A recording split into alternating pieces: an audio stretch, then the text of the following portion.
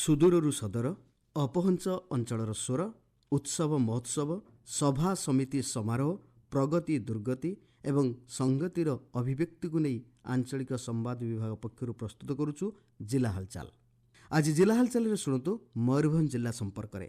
ତଥ୍ୟ ଦେଇଛନ୍ତି ସାମ୍ବାଦିକ କଲ୍ୟାଣ କୁମାର ସିହ୍ନା ଓ ଉପସ୍ଥାପନାରେ ମୁଁ ଜିତେନ୍ଦ୍ର କୁମାର ନାୟକ। ମୟୂରଭଞ୍ଜ ଜିଲ୍ଲାରେ 3ଟି ନୂତନ ରେଳପଥ ନିର୍ମାଣ ପାଇଁ ରାଷ୍ଟ୍ରପତି ଦ୍ରୌପଦୀ ମୁର୍ମୁ ଭିତ୍ତିପ୍ରସ୍ତର ସ୍ଥାପନ କରିଛନ୍ତି। ନୂତନ ରେଳପଥ ନିର୍ମାଣର ଅଗ୍ରଗତି ସମ୍ପର୍କରେ ଏକ ବୈଠକ ବାରିପଦାଠାରେ ଅନୁଷ୍ଠିତ ହୋଇଥିଲା।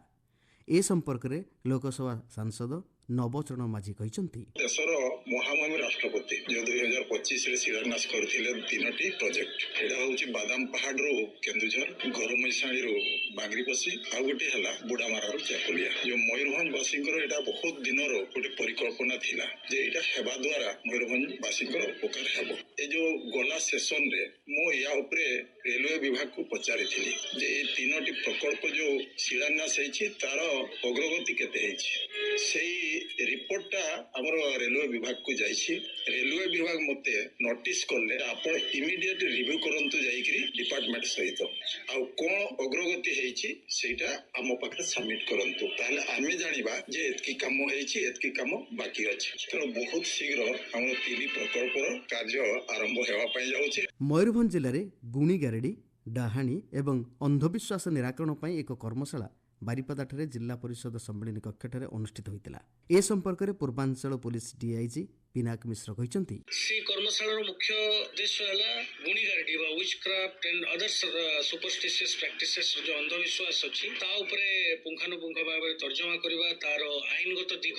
ଆଉ ଆମ ଜିଲ୍ଲା ଯେହେତୁ ମୟୂରଭଞ୍ଜ ଜିଲ୍ଲା, ମୟୂରଭଞ୍ଜ, କେଉଁଝର, ସୁନ୍ଦରଗଡ଼ ଏଇ ଜିଲ୍ଲାମାନଙ୍କରେ ଆପଣମାନେ ଜାଣିଛନ୍ତି ଯେ ଏଇ ୱିଚ୍ କ୍ରାଫ୍ଟ ବା ଗୁଣିଗାରେଡ଼ି ସମସ୍ୟା ଅଧିକ ମାତ୍ରାରେ ଦେଖାଯାଏ ଏବଂ ବିଭିନ୍ନ ମାମଲା ମଧ୍ୟ ହୁଏ। ତ ତାକୁ କେମିତି ଆମେ ଡିଲ୍ କରାଯାଇ ପାରିବ ଆଇନଗତ ପ୍ରକ୍ରିୟାରେ, ସେଥିପାଇଁ ଆମେ ଆଜି ଗୋଟେ କର୍ମଶାଳା ଆୟୋଜନ କରିଥିଲୁ। ଏଟା ଭୁବନେଶ୍ୱରର ଯୋଉ ଆମର crime against women and children wing ଅଛି ସେମାନେ ପ୍ରଦତ୍ତ କରିଛନ୍ତି ଏବଂ ବାରିପଦାରେ ମୟୂରଭଞ୍ଜ ପୋଲିସ ତାକୁ ଆୟୋଜନ କରିଛନ୍ତି। এই କର୍ମଶାଳାରେ ଯୋଉ ଆମର ରିସୋର୍ସ ପର୍ସନ ଅଛନ୍ତି ଯୋଉମାନେ ଏଇ ପାର୍ଟିକୁଲାର ଟପିକରେ ରିସର୍ଚ୍ଚ କରିଛନ୍ତି, ଯୋଉମାନଙ୍କର ଅଭିଜ୍ଞତା ଅଛି ତାଙ୍କୁ ନିମନ୍ତ୍ରଣ କରାଯାଇଛି। ଆମର 100ରୁ ଉର୍ଦ୍ଧ୍ୱ ପୋଲିସ ଅଫିସର୍ସ ଆଜି ପ୍ରେଜେଣ୍ଟ ଅଛନ୍ତି, ଯୋଉମାନେ ତାଲିମ ପାଇବେ, এই ୱାର୍କସପରେ ଅଂଶଗ୍ରହଣ କରିବେ। ତାଙ୍କ ମନରେ ଯୋଉ ଦ୍ୱନ୍ଦ୍ୱ ଗୁଡାକ ଅଛି ତାକୁ ମଧ୍ୟ ଦୂର କରାଯିବ ଏବଂ ତା ସଙ୍ଗେ ସଙ୍ଗେ ଜିଲ୍ଲା ପ୍ରଶାସନର ମଧ୍ୟ ବିଭିନ୍ନ ଏଜେନ୍ସିଜ ର ରିପ୍ରେଜେଣ୍ଟେଟିଭ ଅଛନ୍ତି, କାରଣ ସମସ୍ତେ ମିଶିକି ପ୍ରକାର ଗୋଟେ ସୋସିଆଲ ଇଭିଲ ବା ସାମାଜିକ ବ୍ୟାଧି ତାକୁ ଦୂର କରାଯାଇ ପାରିବ। ମୁଁ ଭାବୁଛି ଏଇ ୱାର୍କସପ ଟା ବହୁତ ଉପାଦାନ ହବ, ତାର ବହୁତ ବେନିଫିଟେଡ ହେବେ ଆମ police officers and others also. ଓଡ଼ିଶାରେ ସବୁଠାରୁ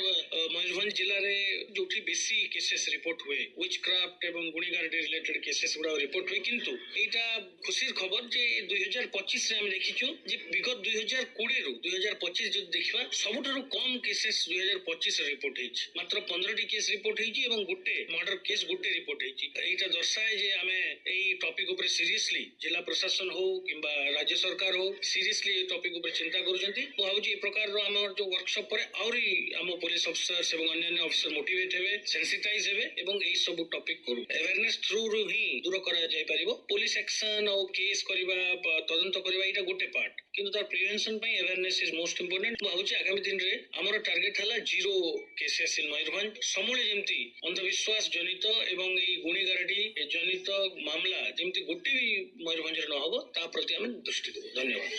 ଭୁବନେଶ୍ୱରଠାରୁ ବାରିପଦାକୁ ହେଲି ଟ୍ୟାକ୍ସ ସେବା ଆରମ୍ଭ ହେବ। ଖାଦ୍ୟ, ପର୍ଯ୍ୟଟନ ବିଭାଗ ଏବଂ ପବନହଂସ ମଧ୍ୟରେ ଏକ ବୁଝାମଣାପତ୍ର ସ୍ୱାକ୍ଷରିତ ହୋଇଛି। ବାରିପଦାର ରିଜର୍ଭ ପୁଲିସ ପଡ଼ିଆଠାରେ ପବନହଂସ ହେଲିକପ୍ଟର ପରୀକ୍ଷାମୂଳକ ଅବତରଣ କରିଥିଲା। ପର୍ଯ୍ୟଟକମାନେ ହେଲିକପ୍ଟରରେ ଭୁବନେଶ୍ୱରରୁ ବାରିପଦା ଆସି ଶିମିଳିପାଳ ଜାତୀୟ ଉଦ୍ୟାନ ତଥା ବ୍ୟାଘ୍ର ସଂରକ୍ଷଣ ପ୍ରକଳ୍ପ ଭ୍ରମଣ କରିପାରିବେ। ଜିଲ୍ଲା ପ୍ରଶାସନ ଓ ଜିଲ୍ଲା ସମାଜ ମଙ୍ଗଳ ବିଭାଗ ପକ୍ଷରୁ ବାରିପଦାର ଶହୀଦ ସ୍ମୃତି ଭବନରେ ଅନ୍ତର୍ଜାତୀୟ ମହିଳା ଦିବସ ପାଳିତ ହୋଇଯାଇଛି। ବାରିପଦାର ଛଉପଡ଼ିଆଠାରେ 5 ଦିନିଆ ଆଞ୍ଚଳିକ କୃଷି ଯନ୍ତ୍ରପାତି ମେଳା ଆୟୋଜିତ ହୋଇଥିଲା। ଉତ୍ସବରେ ସାଂସଦ ନବଚରଣ ମାଝୀ, ବିଧାୟକ ଜଲେନ ନାୟକ, ସନାତନ ବିଜୁଳି ଓ ସଞ୍ଜଳି ମୁର୍ମୁ ଯୋଗଦେଇ କୃଷି ଓ କୃଷକମାନଙ୍କର ବିକାଶ ପାଇଁ କେନ୍ଦ୍ର ସରକାର ଏବଂ ରାଜ୍ୟ ସରକାରଙ୍କ ଯୋଜନା ସମ୍ପର୍କରେ ଆଲୋକପାତ କରିଥିଲେ। ଜିଲ୍ଲା ହାଲଚାଲ ଆଜି ପାଇଁ ଏତିକି। ଆସନ୍ତାକାଲି ଜିଲ୍ଲା ହାଲଚାଲରେ ଶୁଣିବେ ନବରଙ୍ଗପୁର ଜିଲ୍ଲା ସମ୍ପର୍କରେ।